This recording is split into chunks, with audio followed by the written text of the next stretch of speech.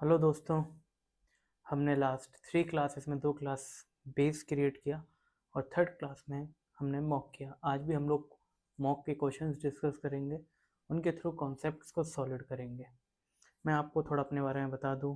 मैं CA Vaibhav Gupta finance को core से थोड़ा अच्छे से समझता हूं, क्योंकि मैंने as a CFO MNC companies में जॉब की हुई है, इंडिया से बाहर की हुई है। अलॉन्ग विद दिस मेरे पास NISM के मल्टीपल सर्टिफिकेशंस हैं जो मैं आपको पढ़ा रहा हूँ। SIFOB, portfolio management, mutual fund and research analyst, like etcetera. इसके साथ साथ मैं CFA L1 भी क्वालिफाइड हूँ। तो इट्स लाइक मेरे पास थोड़ा कोर नॉलेज है, मैं आपके संग शेयर कर रहा हूँ। अभी मैं क्वेश्चंस के साथ स्टार्ट करेंगे। अगेन, जो लोगों के पास नोट्स हैं वो अपने नोट्स रेफ़र कर सकते हैं, और जिनके पास नोट्स नहीं हैं वो मेरे कॉन्टैक्ट नंबर पर लाइक मैसेज हाई कर सकते हैं, तो उनको पेड बेसिस पे वो हम लोग शेयर कर देते हैं। तो now let's start with our class for the mock. जैसा कि आप क्वेश्चन नंबर 6 में देख पा रहे होंगे, आप लोग अपनी स्क्रीन पर देख लीजिए और इसका स्क्रीनशॉट ले लीजिए, क्योंकि मैं फुल स्क्रीन पे आ जाऊंगा। उसके बाद वो क्वेश्चन हट जाएगा, मैं वो क्वेश्चन वाइट बोर्ड पर एक्सप्लेन करूंगा आपको। तो प्लीज़ एक बार लुक ले लीजिए। तो जो आप क्वेश्चन सामने देख पा रहे हैं वो क्वेश्चन एक सिंपल क्वेश्चन, मैं आपके लिए एक बार उसको इजी कर दे रहा हूँ। मैंने बोर्ड पे इसको चार्ट कर लिया है।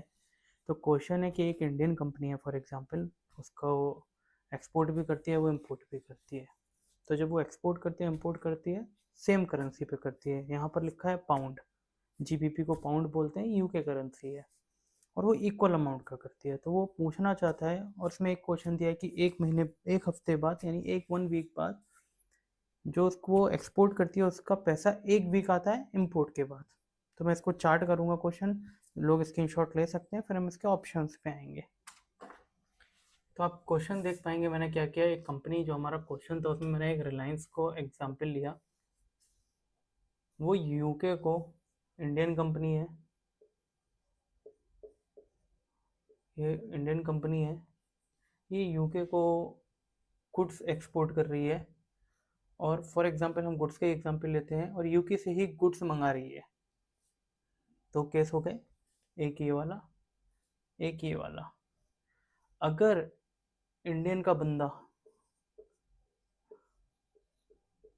एक्सपोर्ट किया उसने, तो उसको गुड जो एक्सपोर्ट करता है उसे पैसा आता है। इसमें एग्जाम्पल दिया है 1 वीक बाद आएगा, तो मैंने एग्जाम्पल के लिए लिख लिया 14 डेज। 1 वीक किसके बाद आएगा? जो इम्पोर्ट का पैसा आता है। तो मैंने इम्पोर्ट का पैसा माना फॉर एग्जाम्पल 7 डेज में आता है।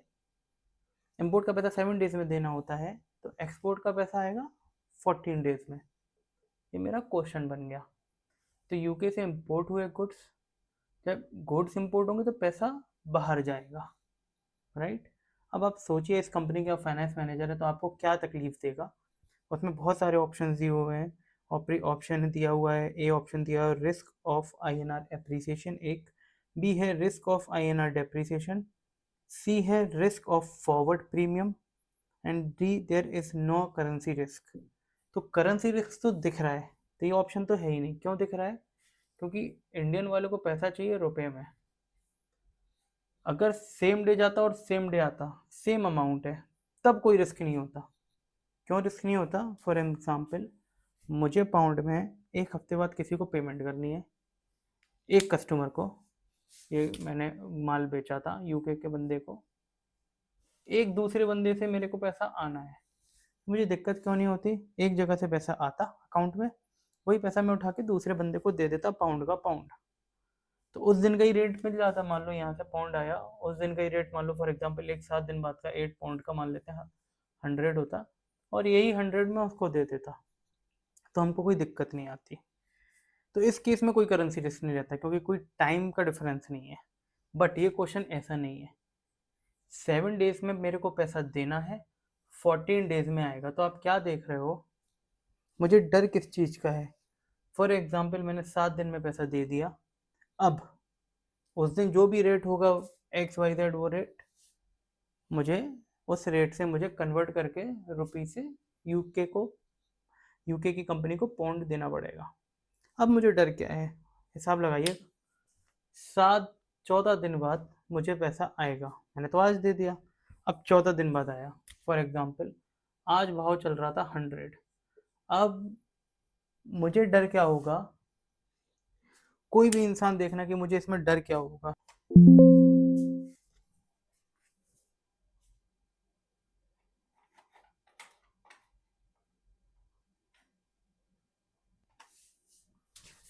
अब मैं यहाँ लिखता हूँ पॉन्ड INR। INR क्या होगी हमारी, फिर से बोल रहा हूँ कोटेड करेंसी, पॉन्ड होगी बेस। तो जब मैं ये 100 बोल रहा हूँ तो ये क्या होगा, रुपी 100 पर पॉन्ड, राइट। तो अब मुझे डर क्या है, मुझे पैसा आना है, मुझे पैसा आना है। ये तो चला गया, ओपन में क्या है, पैसा आना है। जो यहाँ ड्यूज थी मुझे पता चल गई थी 7 दिन बाद, मुझे डर क्या है, अब 7 डेज बाद मुझे वापस पैसा आएगा। 7 दिन में दे दिया, उसके अगले 7 दिन बाद मुझे पैसा आएगा। तो फॉर एग्जाम्पल ले लेते हैं, 1 लाख पाउंड का क्वेश्चन था, मुझे ये 14th डे आएगा। अब मुझे ये नहीं पता कि मुझे क्या आएगा 14th डे, आज भाव चल रहा है 100, तो मुझे डर क्या है कि आज भाव 100 चल रहा है, तो इसका मेरा रुपये का मल्टीप्लिकेशन क्या होगा, 1 लाख मल्टीप्लाई बाय 100, ये रुपये बन जाएगा। आप लोग कैलकुलेशन कर सकते हो, यानी 1 CR रुपी, 1 करोड़, ये मेरे को आज दिख रहा है। अब मुझे डर क्या है, आफ्टर 7 डेज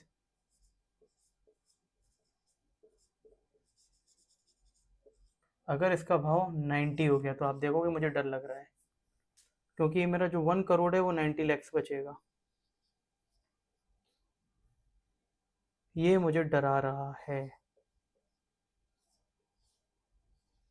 ये मुझे डरा रहा है कि अगर ये 100 से 90 हो, लेकिन जब वो 100 से 90 हो रहा है, तो मेरा क्वेश्चन सिर्फ इतना सा है, INR एप्रिशिएट हो रहा है या डेप्रिशिएट हो रहा है, ध्यान से सोचिएगा। INR एप्रिशिएट हो रहा है कि डेप्रिशिएट हो रहा है। डॉलर अगर 80 से 70 आता है, हम एप्रिशिएट करते हैं, क्यों, क्योंकि हमारी करेंसी भी पावरफुल हो रही है। अगर 1 रुपये के बराबर $1 रहा तो हम और मजबूत हुए, यानी जैसे ही INR के तरीके से समझा रहा हूँ, बहुत इजी रहेगा, बाकी मैं कोटेड बेस से समझाऊंगा। अभी 1 पाउंड में $100 $100 आते थे, अगर 1 पाउंड में 90 रुपए आए तो वो हमारी करेंसी मजबूत कहलाएगी। इसका मतलब क्या है, पहले हमें 1 पाउंड खरीदने के लिए $100 देने पड़ते थे, अब अगली बार हमें अगर रेट 90 आ रहा है, इसका मतलब क्या है, हमको 90 रुपए देने पड़ रहे हैं, और नीचे आएगा हमको 80 देने पड़ेंगे। ये डिनोट करता है हमारी करेंसी मजबूत हो रही है। तो मुझे डर क्या है, एज अ एक्सपोर्टर, एक्सपोर्टर को हमेशा एक चीज़ का डर होता है कि उसकी देश की करेंसी एप्रिशिएट ना हो जाए। अगर एप्रिशिएट होती है तो नीचे जाती है और उसको कम पैसे मिलते हैं। इम्पोर्टर को क्या डर होता है, देश की करेंसी डेप्रिशिएट ना हो जाए, नहीं तो उसका बिल बढ़ जाएगा। एक्सपोर्टर हमेशा चाहता है, फॉर एग्जाम्पल मैं इंडिया से बाहर नौकरी कर रहा था, तो मन में आता था कि आज 87 रेट है, 85 है, जिस दिन कन्वर्जन करूँ उस दिन 90 का रेट हो तो बहुत बढ़िया, 90 का रेट 88 का रेट हो तो बहुत बढ़िया। क्या सोच रहा हूँ, एज अ एक्सपोर्टर ही सोच रहे हैं कि इंडिया में पैसा, जितना इंडिया की करेंसी डेप्रिशिएट करेगी उतना मेरा इंडिया में फ्लो ज़्यादा आएगा। सेम चीज़, अगर कोई बंदा यहाँ पे था और उसको उस सर्विस, कोई सर्विस वो कोई गुड्स वो US से ले रहा है, उसको फॉर एग्जांपल $100 का बिल आ रहा है, तो उसको डर क्या है कि अगर आज का रेट 80 है और 2 महीने बाद उसको पेमेंट करना है, उस दिन रेट 90 हो गया, तो उसको रुपया ज़्यादा लग गया ना। तो थंब रूल, एक्सपोर्टर को डर किससे लगता है, इंडिया की करेंसी के स्ट्रांग होने से।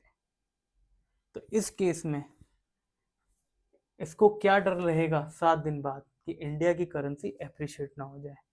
तो आप लोग ऑप्शंस में देखेंगे अब कि आपको वही दिखेगा।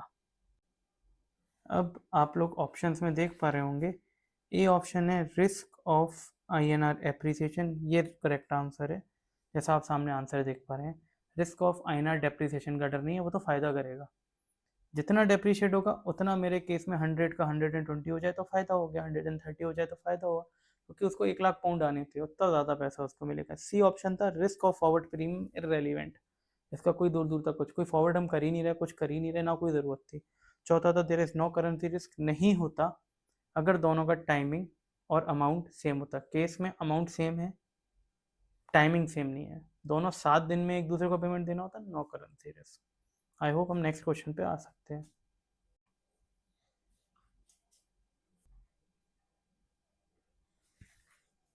अब हम लोग आते हैं क्वेश्चन नंबर 7 पर, जो हमारा है। आप लोग इसको क्वेश्चन को देख सकते हैं, कुछ लोग इसका स्क्रीनशॉट ले सकते हैं। अगर मैं वहाँ एक्सप्लेन करूँगा तो आप इसको देखिए, एक बार रीड आउट, पॉज करिए, रीड आउट करिए अपने मन में।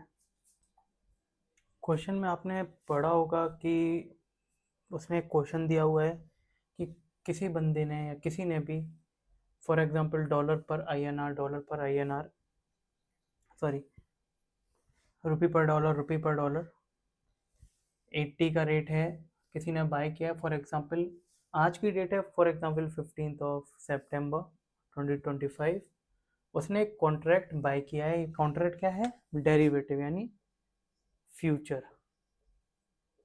उसने एक्सचेंज पे जाके बाय किया 80 का, उसको लगता है भाव 80 से ऊपर जाएगा मे बी, इसीलिए उसने बाय किया है 30। But at the same time उसने सेम चीज़ सेल की हुई है, सेम अंडरलाइन, यानी दोनों का अंडरलाइन क्या होगा? डॉलर। आईएनआर पर डॉलर का अंडरलाइनिंग क्या होगा?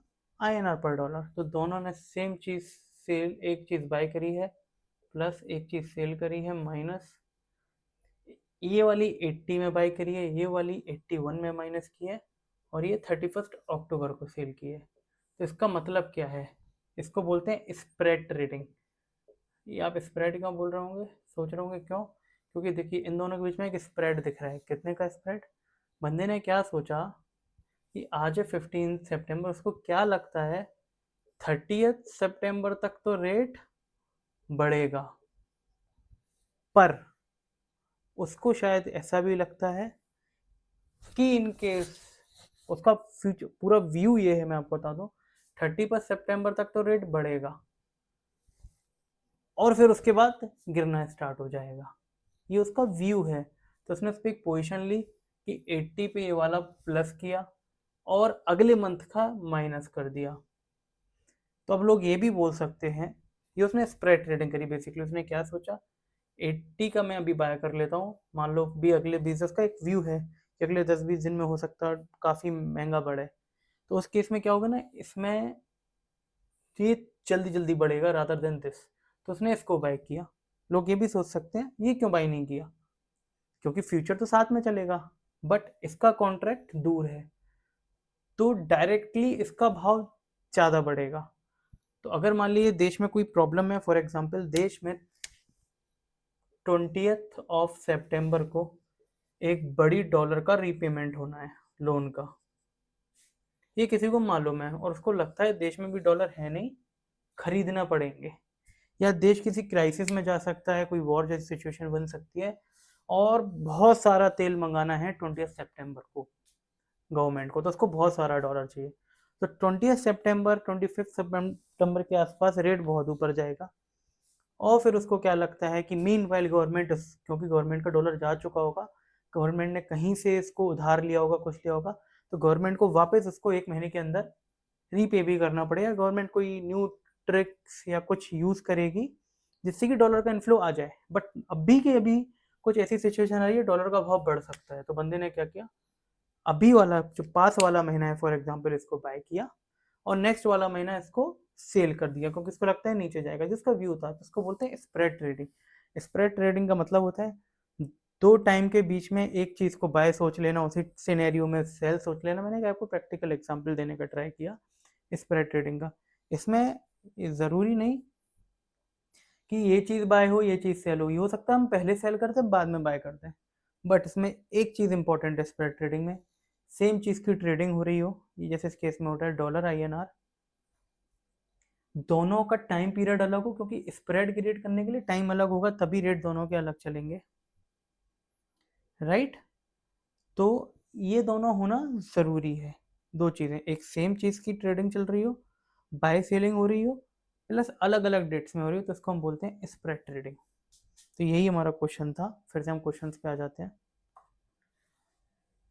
तो आप देख सकते हो क्वेश्चन के ऑप्शंस क्या थे। पहला था हेज ट्रेडिंग, ये हेज में नहीं आता है, बाय किसी चांस से हेज में नहीं आता है। हेज का मैं आपको एग्जांपल्स आगे दूंगा क्वेश्चंस के थ्रू। सेकंड है स्पेकुलेशन ट्रेडिंग, ये स्पेकुलेशन ट्रेडिंग नहीं कहलाएंगे क्योंकि किसी ने ये चीज़ बहुत रिसर्च करके समझी है कि इस मंथ में इसको प्लस होगा, इस मंथ में इसको माइनस होगा। तो इसका एक कैटेगरी है, उसको बोलते हैं स्प्रेड ट्रेडिंग, जो थर्ड ऑप्शन है। आर्बिट्राज ट्रेडिंग कुछ और होता है, इसका मतलब होता है बिना रिस्क के कुछ प्रॉफिट लेना, उसको हम आर्बिट्राज ट्रेडिंग बोलते हैं। तो थर्ड ऑप्शन में परफेक्ट लाया कर रहा है एग्जाम्पल, इसीलिए स्प्रेड ट्रेडिंग। अब हम नेक्स्ट क्वेश्चन पे आते हैं अपने।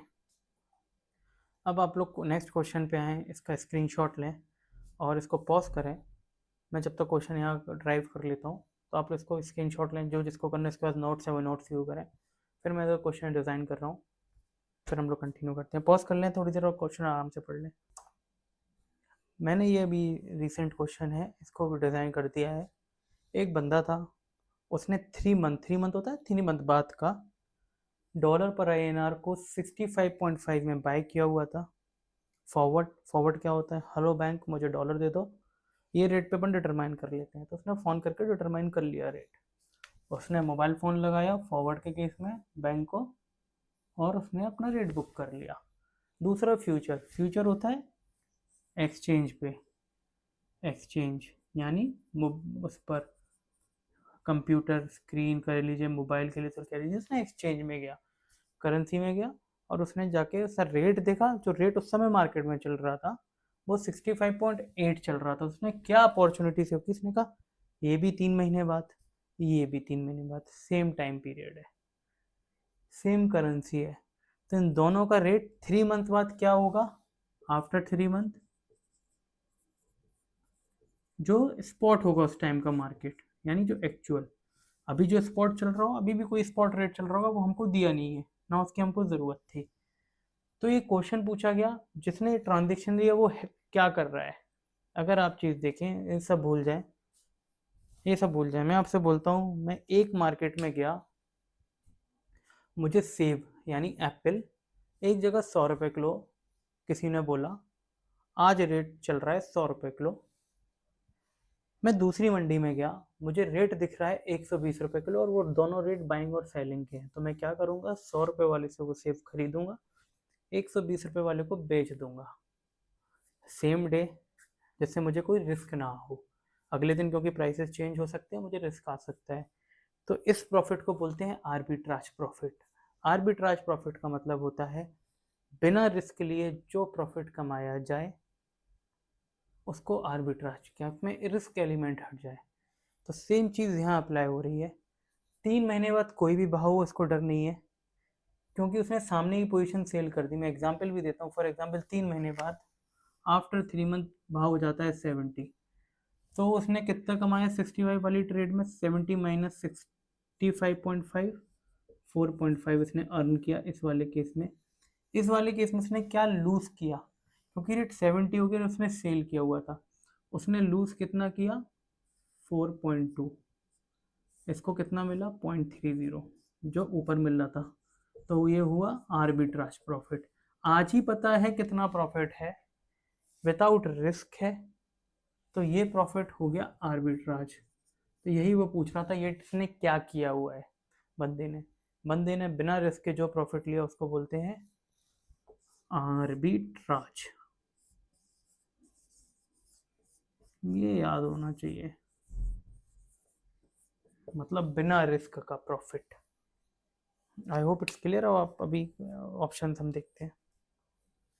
तो आप लोग क्वेश्चन देखते हैं। While simultaneously, like sorry, question number 8, a trader sees that 3 month USD INR forward is quoting at 65.5 while future is quoting at 65.8, जो हमने किया। ही सेल्स इन फ्यूचर, क्योंकि फ्यूचर का भाव ज़्यादा था। ही बाइज इन फॉरवर्ड, क्योंकि फॉरवर्ड का भाव कम था। Determine the market of market participant was this trader, वो ट्रेडर क्या कैसा मार्केट पार्टिसिपेंट है। 4 प्रकार के मार्केट पार्टिसिपेंट हो सकते थे, उन्होंने आपको ऑप्शन दिया हुआ है। वो स्पेकुलेटर था। स्पेकुलेटर का हिंदी का मतलब होता है सटोरिया, यानी जो रिस्क लेता है, इधर जाएगा या इधर जाएगा, ये काम इसने नहीं किया। दूसरा, ही इज़ एन हेजर। हेजर हम आगे कवर करेंगे। स्पेकुलेटर सिंपल आपको क्लियर है, मैंने बाय कर लिया यूएसडी डॉलर 3 महीने के लिए, मुझे पता नहीं क्या, उसको बोलते हैं स्पेकुलेटर। हेजर हम अभी कवर करेंगे। He is an technical analyst, nothing. Fourth, he is an arbitrager, right, उसने फ्री का प्रॉफिट लिया बिना रिस्क का, ही इज आर्बिट्राजर। नाउ हम 9th क्वेश्चन पे चलते हैं। अब क्वेश्चन नंबर 9 आप लोग देख लीजिए, कुछ लोग स्क्रीनशॉट ले लीजिए, क्योंकि यहाँ से थोड़ा आप लोग को कोट और बेस रेट में अंतर आएगा समझ में, और ये बहुत नाइस। अब हम अपना एकदम से लेवल बढ़ाएंगे और फिर धीरे धीरे क्रॉस करेंसी की तरफ जाएंगे। तो यहाँ पे आप इस क्वेश्चन को या तो लिख लीजिए या स्क्रीनशॉट ले लीजिए अपने किसी दूसरे मोबाइल वगैरह में, और अब हम इसको यहाँ पे कवर करते हैं। तो पॉज करके पढ़िए और फिर फुल क्लास मिलेगी आपको, फुल व्यू पे मिलेगा फ्रेम, तो इसको देख लीजिए। मैं क्वेश्चन यहाँ डिस्कस कर रहा हूँ, आपने रीड कर लिया होगा। एक मोहतरमा थी मैडम, उन्होंने 10 लॉट्स डॉलर पर INR में एक मंथ फ्यूचर पे, उस समय 2 रेट दिए हैं, बाय किया है। अभी हम रेट पे नहीं जाते कौन से रेट पे बाय किया है। फिर उन मोहतरमा ने 5 लॉट बेच दिया है, इनमें से कोई एक रेट बेचने वाला होगा, उनका प्रॉफिट पूछा है। मैं कुछ चीज़ें बता दूं आपको जो आपको याद भी करनी रहेंगी। डॉलर पर INR का मार्केट में फ्यूचर में, यानी जो डेरिवेटिव जो स्टॉक एक्सचेंज में ट्रेड होता है, उस पर लॉट होता है, साइज है 1000। ये आपको याद करना पड़ेगा, इंस्टीट्यूट एक्सपेक्ट करते हैं। और भी बहुत सारे लॉट साइज होंगे जो टाइम टू टाइम हम लोग मेरे नोट्स में कवर हो जाएंगे, जो पेड नोट्स हैं, जो शॉर्ट नोट्स आते हैं, उनमें 5-6 करेंसी का लिखा होगा, ये आपने पढ़ा है बिफोर एग्जाम, आपका काम हो गया, तो इट विल बी ईजियर। तो उन नोट्स के थ्रू तो मैं यहाँ बता देता हूँ 1000 का लॉट साइज है। अब हम क्वेश्चन में आते हैं कि हमको क्वेश्चन में पूछा कि प्रॉफिट क्या होगा। तो ये मैडम ने जाके बाय किया, तो आपसे पूछना चाहता हूँ इनमें से कौन से रेट पे बाय किया होगा। कॉमन सेंस, बिड आस्क ये सब भूल जाइए, क्योंकि हम कॉमन सेंस से पढ़ेंगे और कॉमन सेंस से क्वेश्चन सॉल्व करेंगे। इसमें से कौन से रेट पे इन मोहतरमा ने बाय किया होगा, 65 या 65.1। बैंक से खरीदने जाओगे तो बैंक तो महंगा वाला देगा, तो ये हो गया बाइंग वाला रेट आपके लिए। बैंक की नज़र से सोचना, अगर आप इस पे बाय करोगे, इस पे बेचते रहोगे, तो बैंक तो नंगा हो जाएगा, खत्म ही हो जाएगा। खरीदोगे बेचोगे, खरीदोगे बेचोगे, खरीदोगे बेचोगे, खरीदोगे बेचोगे, खरीदोगे बेचोगे। बैंक से होगा अच्छा 1 लाख दो, अभी 1 लाख ले लो, 65 पे मुझे दो, 65 बंड में ले लो, बैंक खत्म। तो लॉजिकल थिंकिंग, 65 पॉइंट मेरा बाइंग रेट हो गया। अब सेल करने आए, तो सेल बैंक सस्ते में करेगा या महंगे में करेगा। आप बेचने आए हो ना, ये लो, तो बैंक का कम पैसा लेगा कि ज़्यादा पैसा लेगा। जब बाइंग आए तो आपसे ज़्यादा लिया, जब आप सेल करने आए तो बैंक आपको कम पैसा देगा। आप गए ना बैंक के पास कि मुझे रेट दो, रेट दो, तो बैंक ने कहा भाई ये रेट है तुम्हारा सेलिंग का, क्योंकि कम है। बिड आस्क के चक्कर में पड़ना ही मत, कंफ्यूज हो गए, बिड बाइंग का था या ऑफर सेलिंग का था, फलाना ढिमकाना। Logical, go by the logics. तो ये रेट कम का था, ये रेट ये था, तो अब वो आपसे प्रॉफिट पूछ रहे हैं, इस ट्रांजेक्शन में प्रॉफिट क्या हुआ। तो सेलिंग का रेट कितना था, 65.15। बाय कितने में किया था, 65.10। तो आपसे पूछना चाहता हूँ प्रॉफिट हुआ है लॉस हुआ है। ये हमारा सेलिंग का रेट था, ये हमारा बाइंग का रेट था, तो हमने प्रॉफिट कितना कमाया, 0.05। कितनी लॉट्स पे कमाया, 10 खरीदी थी, भूल जाइए।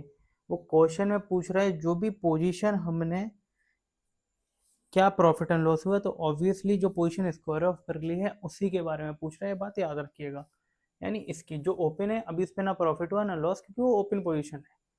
तो स्क्वायर ऑफ प्रॉफिट क्या हुआ है, 5 लॉट थी, पर लॉट कितने की है ये याद रखना रहेगा। डॉलर पर INR का लॉट 1000, प्रॉफिट कितना हुआ 0.05। आप लोग कैलकुलेट करो कितना आएगा,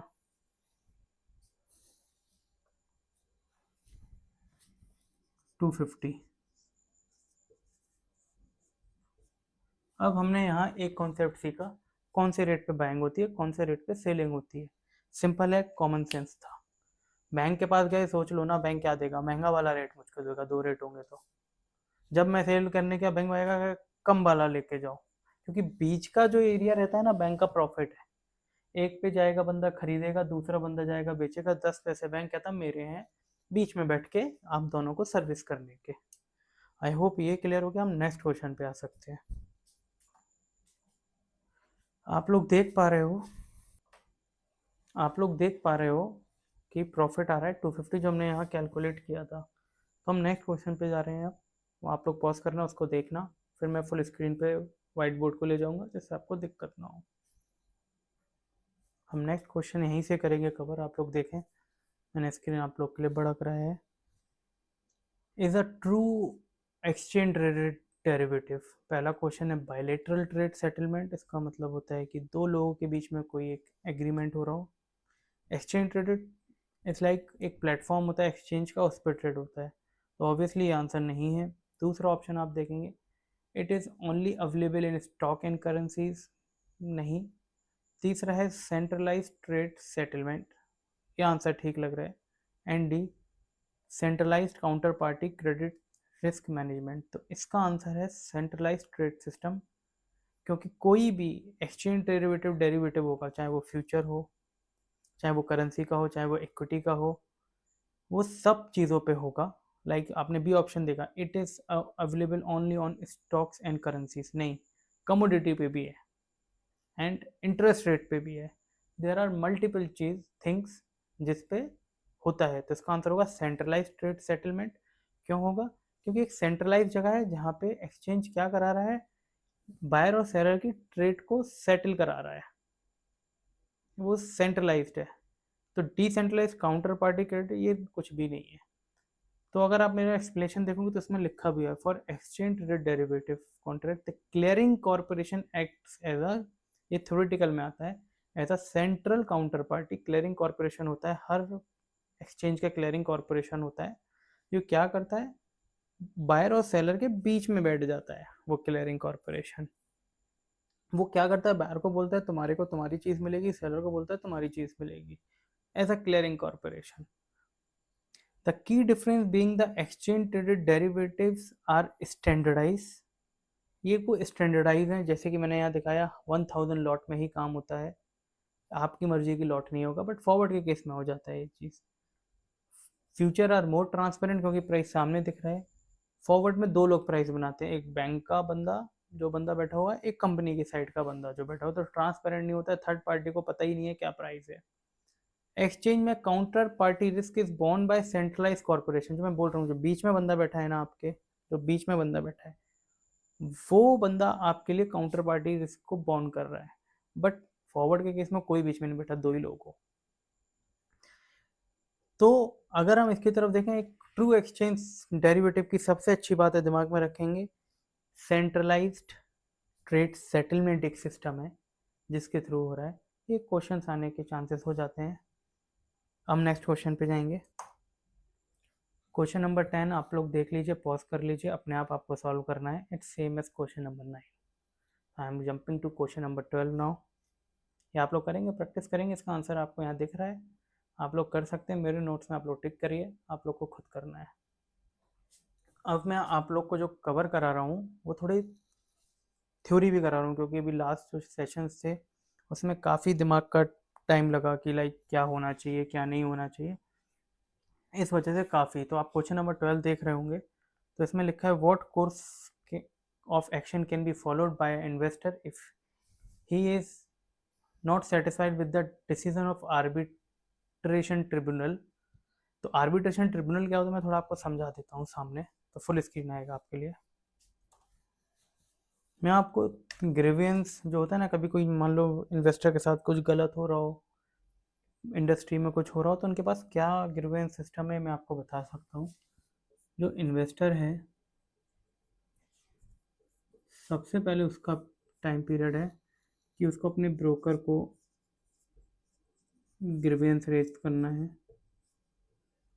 genuine, not genuine trade entertain broker करता है, बट उसका कुछ होता नहीं है। तो इन्वेस्टर की कोई जेन्युइन कंप्लेंट है, उसने अपने ब्रोकर के ग्रीवियंस में उसको रेज किया। अगर उसको लगता है वो स्टिल नॉट सेटिस्फाइड, अगर नॉट सेटिस्फाइड स्टिल तो वो सेबी का एक पोर्टल है स्कोर्स, इसको आप याद रखें ना, क्योंकि इस पे क्वेश्चंस बनते हैं। इस पोर्टल पे जाके वापस क्वेरी कर सकता है, फिर वापस ब्रोकर वहाँ आंसर देता है। ब्रोकर या कोई भी इंटरमीडियरी, ब्रोकर मतलब कोई भी इंटरमीडियरी, इसमें एक्सचेंज के खिलाफ भी बोल सकते हो आप, कोई भी इंटरमीडिएट पार्टी है, एक्सचेंज हुआ, ब्रोकर हुआ, म्यूचुअल फंड की कंपनी हुई, कोई भी, आपने ब्रोकर पहले उधर ही ग्रीवेंस किया उसी कंपनी में, एक्सचेंज का ग्रीवेंस पहले एक्सचेंज में नहीं सेटिस्फाइड हुआ, तो सेबी ने एक पोर्टल दिया है, ये सेबी का पोर्टल है। तो वहाँ पर ब्रोकर या कोई भी इंटरमीडियरी जो एक्साइड टू साइड है वो वहाँ पर आपको आंसर देंगी। इफ इसके बाद भी आप सेटिस्फाइड नहीं हो तो आप वापस इसमें एक और लाइक सेबी आपको जज करेगा। अगर आप सेबी सेटिस्फाई नहीं, फॉर एग्जांपल हो सकता है आपको सेबी ने के डिसीजन से आप सेटिस्फाइड नहीं हो, तो वहाँ से एक ऑप्शन बचता है कि आप सेट जा सकते हो। इसको मैं शॉर्ट में बोलूँ तो ट्रिब्यूनल, आर्बिट्रेशन।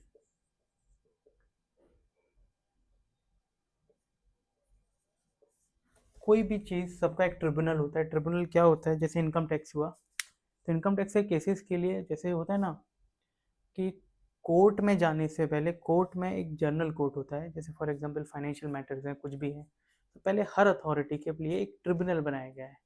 इनकम टैक्स के लिए उनका ट्रिब्यूनल होता है, इनकम टैक्स ट्रिब्यूनल।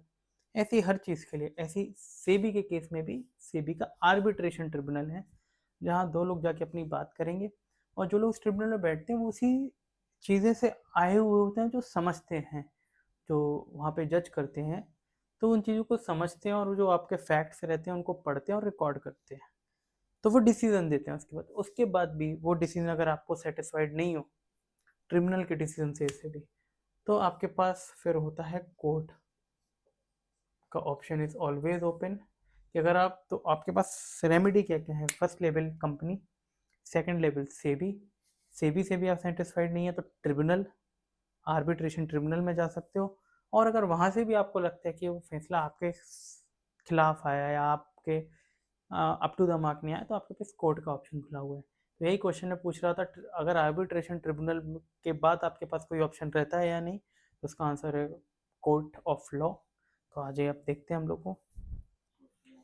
अब आप यही क्वेश्चन देखिए, इसका आंसर है कि अगर कोर्ट ऑफ लॉ में जा सकता है, इसमें आप एक्सप्लेनेशन पढ़ रही है, the final award of the arbitration tribunal is enforceable as if it were a degree of a court. However any party who is dissatisfied with the appellate bench, award होता है, अवार्ड का मतलब होता है judgement मान सकते हैं, may challenge the same only in a court of law.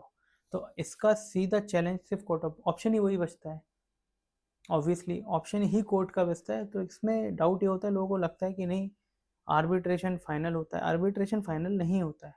अगर आप नहीं, उसके बाद भी आप जा सकते हो, बट आर्बिट्रेशन में जो लोग बैठते हैं इट्स क्वाइट गुड जजमेंट करते हैं, but you have a option court of law. हम नेक्स्ट क्वेश्चन पे आते हैं। आप लोग क्वेश्चन देखिए फिर से। Assume that 1 year interest rate is 1% in US, 2% in UK and 7% in India. आप लोग अपने पेपर में जहाँ पे भी समराइज करते हो क्वेश्चन कर सकते हो। 3 पोजीशन है, यूएस, यूके एंड इंडिया। अगर पॉन्ड आईएनआर का स्पॉट रेट होता है, स्पॉट मतलब अभी का करंट रेट जिस पे आपको बैंक वगैरह ट्रेड करते हैं, 91.6 है, what would be the 1 year future rate. तो अब क्वेश्चन कैसा आया कि आपके पास एक स्पॉट रेट है, आपको उसका 1 year future rate, 1 year future rate भी अभी का होता है मैं बता रहा हूँ, बट 1 year फ्यूचर रेट कौन सा होता है कि 1 year फ्यूचर रेट क्या चल रहा होगा, वो मैं आपको भी क्वेश्चंस के साथ डिस्कस करूंगा, तो आपको ज़्यादा समझ में आएगा।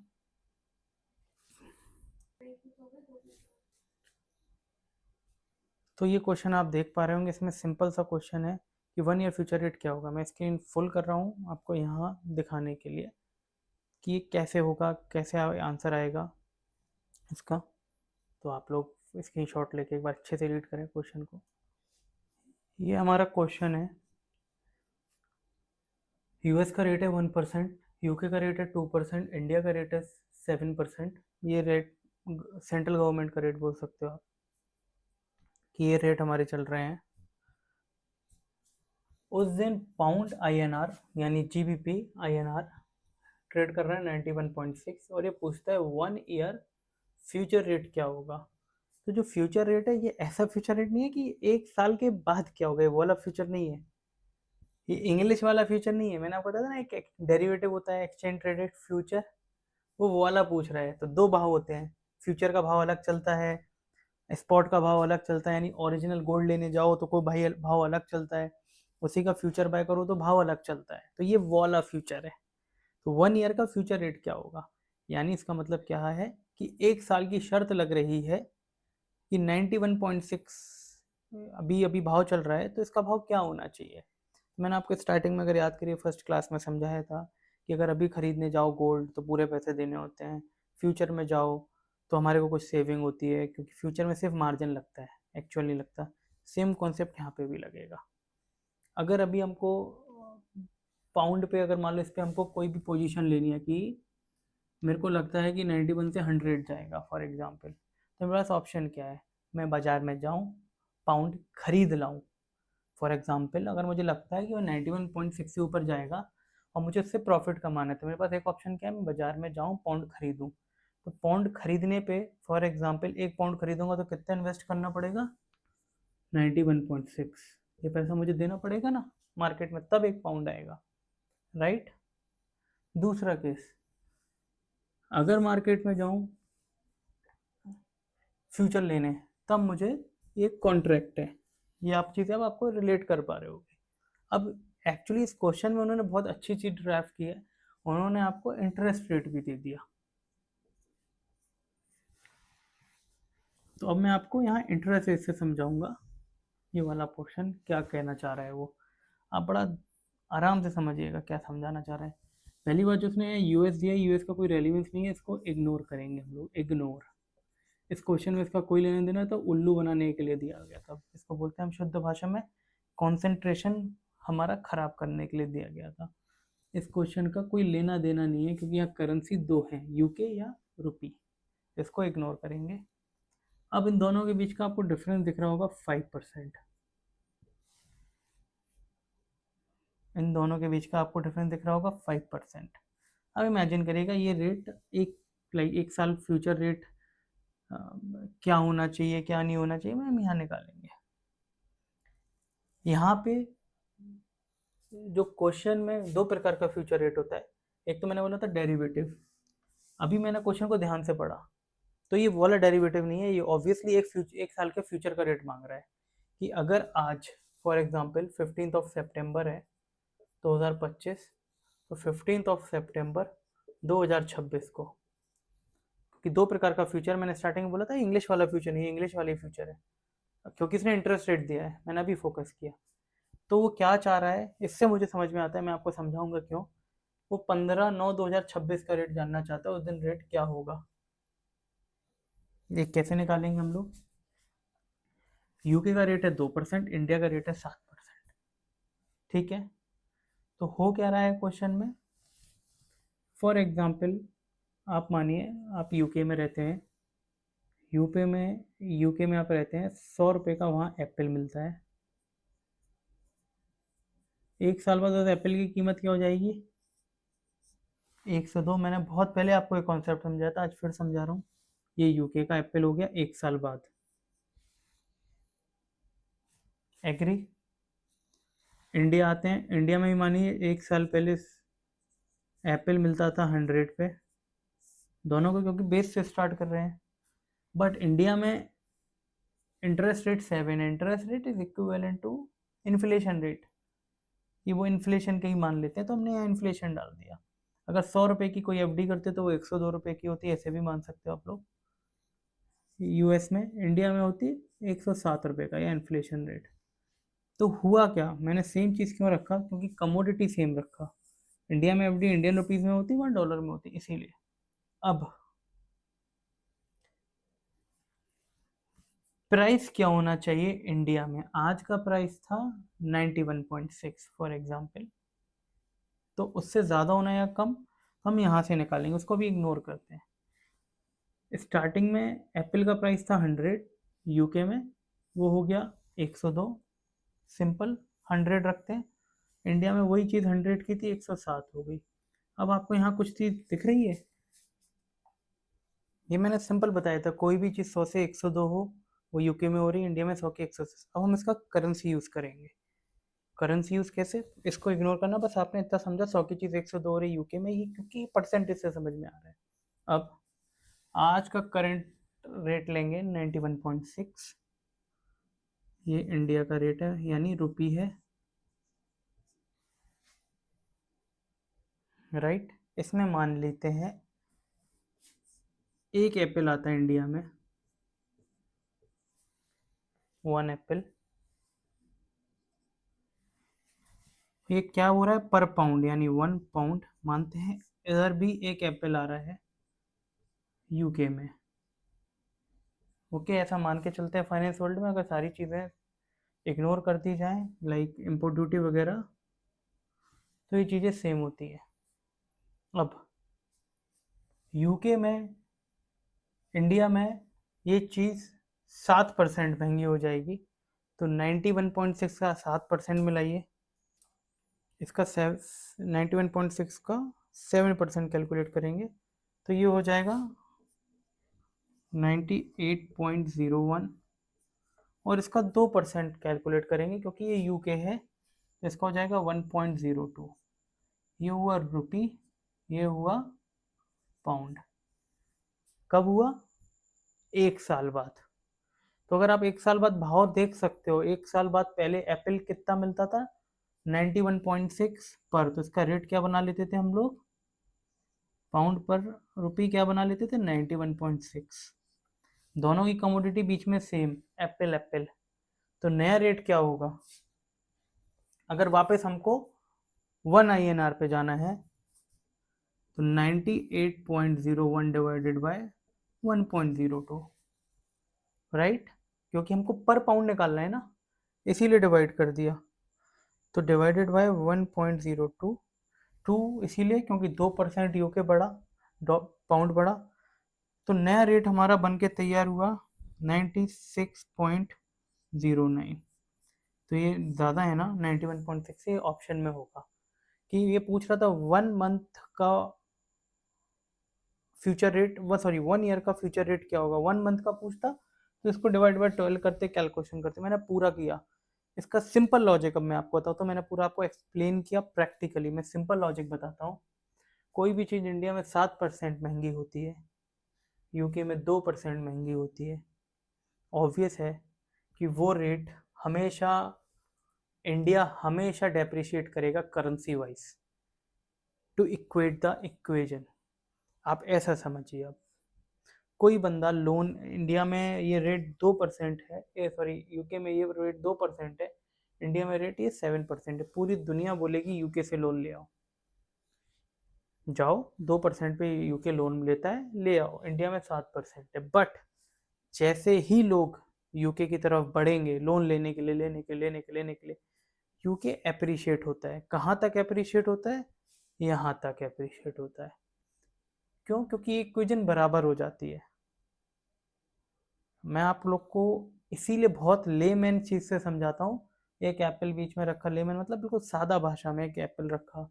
अभी मैं उधर जा नहीं रहा हूँ कि लोन होता है, कि लोन क्यों लेते हैं 2 से 7, क्यों नहीं लेंगे, एक बहुत सादा भाषा में। आज 91.6 रुपीज़ में एक एप्पल आता है, इधर 1 पाउंड में एक एप्पल आता है। ये हिंदुस्तान में 7% महंगाई है फॉर एग्जाम्पल, तो वो 98 हो जाता है, और 1 पाउंड हो जाता है सीधे जाके 1.02, ये हो जाता है। तो अगर 1 साल पहले करेंसी एप्पल को ही रख के करें कि एक एप्पल यानी पर पाउंड पे कितना निकाल लेते थे, 91.6, और यहाँ पर 98.01 डिवाइड बाय 1.02, क्योंकि हम दोनों की कीमत, एक ही एप्पल की कीमत ये हो गई है, तो अब हम उसी से रेट निकालते हैं, तो रेट आता है 96.09, जो कि महंगा है 91.6 से। क्यों है, क्योंकि इंडिया का रेट ज़्यादा है। जब भी इक्वेशन में आप ये ज़्यादा रेट देखोगे, हमेशा इंडिया की करेंसी डेप्रिशिएट करती आएगी। अब इसी का प्रैक्टिकल आपको थोड़ा एग्जांपल देता हूँ, 1 मिनट का डिस्कशन और बताया, उसके बाद हम ख़त्म करेंगे कि आप देखते हो कि बहुत समय से इंडिया यूएस डॉलर से डेप्रिशिएट कर रहा है फंडामेंटली। एक ज़माने में 40 था, 60 था, 30 था। बहुत लोग लाइक आपने लोगों को कहते सुना होगा, जब तो हम आज़ाद हुए थे, या फॉर एग्जांपल कहीं भी उस टाइम रेट का डिफरेंस कम था, बढ़ता चला गया। कैसे बढ़ता चला गया? Simple science of the math is inflation या इंटरेस्ट रेट। यूएस में इंटरेस्ट रेट हमेशा लो बने रहे, 2%, 2.5%। इंडिया में एक समय इन्फ्लेशन रेट था 13%, 12%, 14%। तो ये गैप अप था, यानी यूएस में जो चीज़ $1 की थी वो 1 साल के बाद भी लगभग $1 पे थी।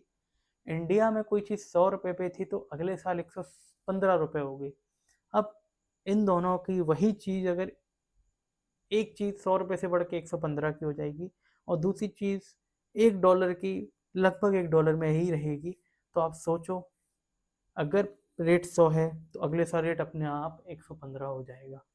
और ये मैं आपको ऐसे समझा रहा हूँ, with year on year on year on year ये डिफरेंसेस बढ़ते चलेगा, क्योंकि इंडिया हमेशा हायर रेट पे रहा और डेवलप्ड कंट्री लोअर रेट पे रही। तो ये डिफरेंसेस हमेशा बढ़ते चले गए। इसकी वजह से रुपी डेप्रिशिएट करता रहा। तो रुपी कब डेप्रिशिएट करता है? जब हमारा रेट ऑफ इंटरेस्ट या रेट ऑफ इन्फ्लेशन जिससे हम कंपेयर कर रहे हैं उससे ज़्यादा होता है। हमारी करेंसी एप्रिशिएट कब करेगी? जब हमारा रेट ऑफ इंटरेस्ट या रेट ऑफ इन्फ्लेशन सामने वाले से कम होगा।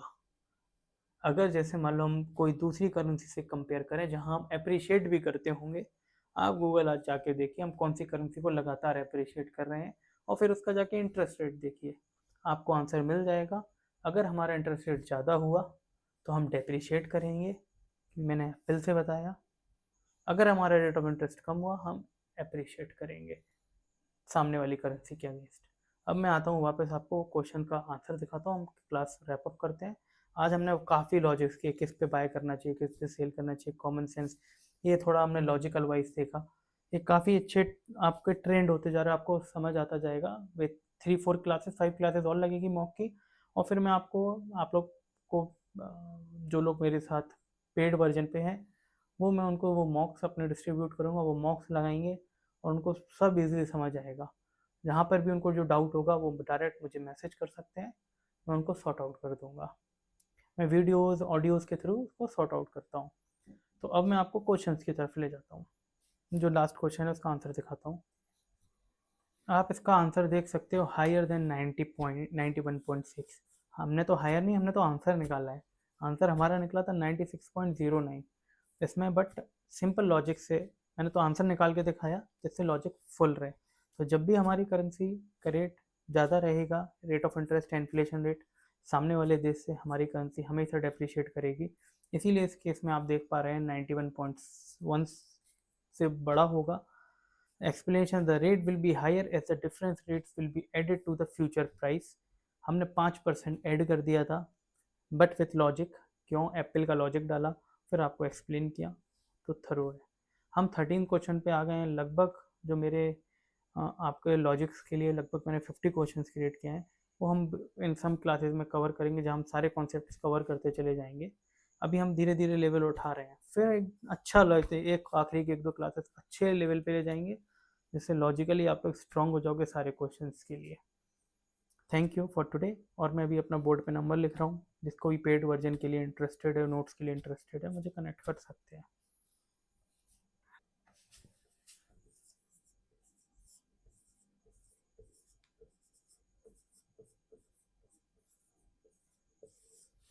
ये मेरा कॉन्टैक्ट नंबर है। Only WhatsApp available, no calls. आप व्हाट्सएप करेंगे आपको उसका रिप्लाई मिलेगा। तो ये आप लोग नंबर नोट कर सकते हैं। Thank you for today class, we will continue mock in next class as well. Thank you.